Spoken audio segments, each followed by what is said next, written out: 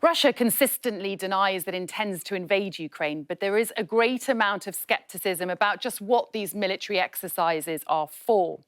In Crimea, the territory illegally annexed by Russia in 2014, satellite images have identified more than 500 Russian military tents and hundreds of vehicles at an abandoned airfield there. To the north of Ukraine, as many as 30,000 Russian troops are now in Belarus for a 10-day military exercise, just a few hours away from Kiev. And here we can see some of those military personnel less than 15 miles from the border with Ukraine. There are even more Russian forces on Ukraine's eastern border.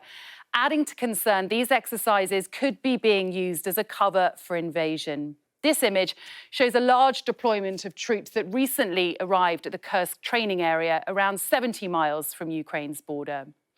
Now, Russia's military could very quickly overwhelm Ukraine, and it's estimated up to 50,000 civilians could be killed or wounded in the event of an invasion. A US intelligence report has identified 9 different possible routes into the country for Russian forces. One possible scenario is that Russia could easily take eastern Ukraine via Crimea, which is home to around half of Ukraine's military, including their most capable units. Let's take a look now at NATO's activity.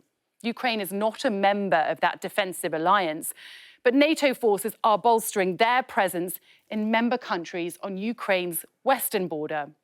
NATO air power, including RAF jets, have been flying missions close to Russian assets. One theory is they're trying to intercept Russian communications. Let's take a look at some of the flights from January the 25th.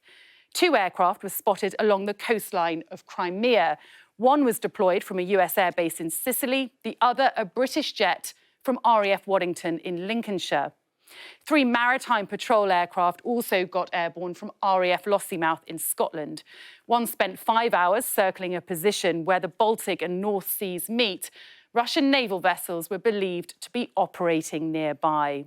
There is a lot of theatre surrounding this crisis, and all eyes are on the movement of Russian troops while this large military exercise continues to inflame tensions in the region.